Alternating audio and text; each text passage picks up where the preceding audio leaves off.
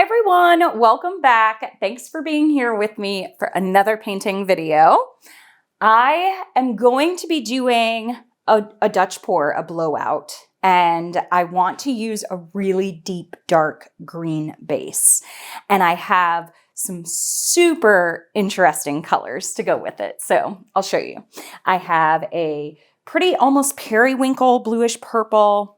I have a peach color that I made out of Venetian rose and a deep dark magenta and some white. I have a red purple. I have this champagne color that I made out of silver and gold and a little bit of white. And this is a phthalo green with a little bit of a black in it. So I'm going to get started. Let's paint.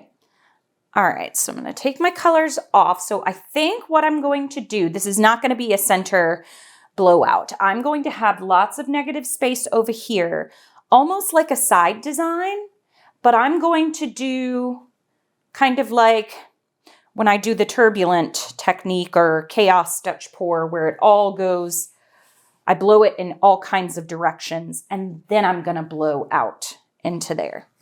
I think it'll make sense once I actually get going with it. So stick with me here. Sometimes I watch my videos back and I even think myself like, Molly, what were you trying to say there? Spit it out. So I'm glad that y'all speak Molly. All right. So I am going to, this is a huge cup of paint. I'm going to go up through here. And I think I'm just going to go right through there. And I'm going to leave the rest of it. I might add a little bit of the green into the colors over here for contrast, but I'm going to blow this part out.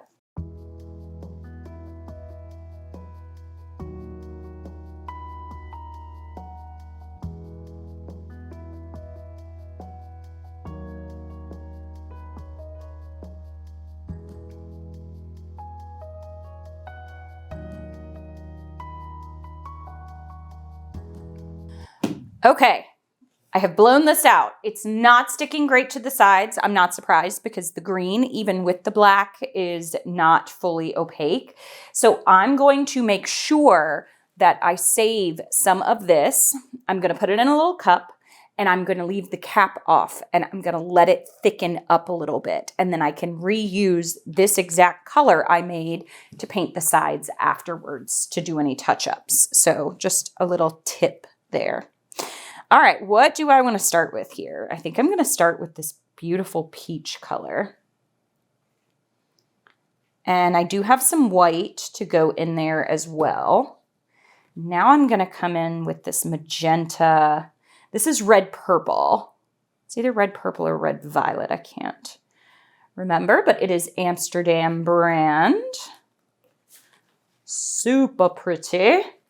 Now I'm going to come in with this periwinkle color. I hope this mixes okay with the orange. Gosh, do I have enough color here? And then I am going to do a little bit of white. Not too much white. Oh, I actually did good. And then this gorgeous champagne color.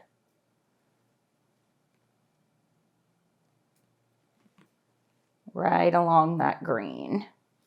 Okay, I think that is plenty.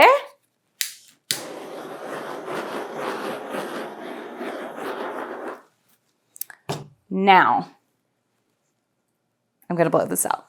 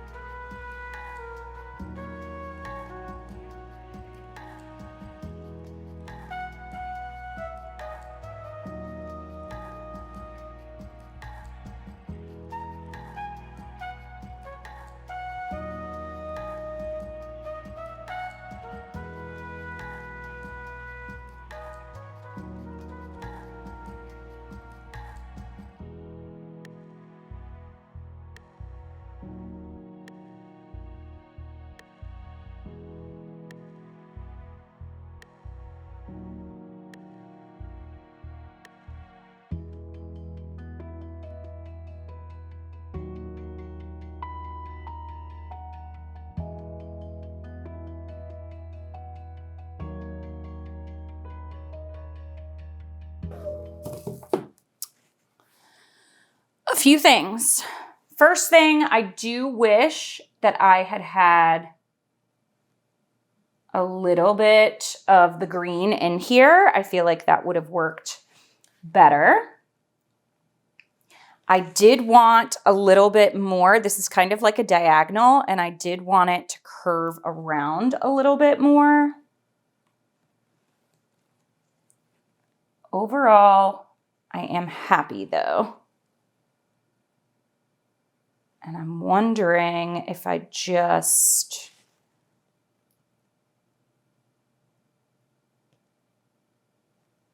accentuate some of these petals a little bit more.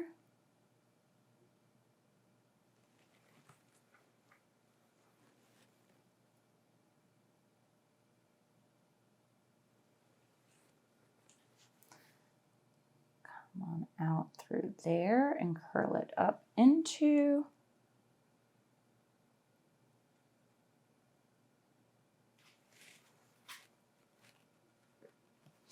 It's pretty. What do we think? It's just not exactly what I was going for. I think I am missing. I'm missing some of the green in here. These colors are stunning. This is very different. It almost reminds me of like a quarter of a flower, like looking like that there would be more of a picture. It's like a quarter of a Dutch pour. This was super cool. I think it needs a little bit more finesse to get what I want. And so I might try another one. I definitely wanted more along this outer edge. But I think this is pretty cool.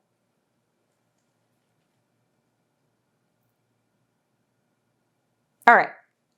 I'll show you what it looks like.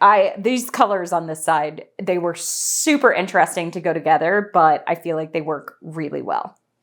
All right, I'll show you.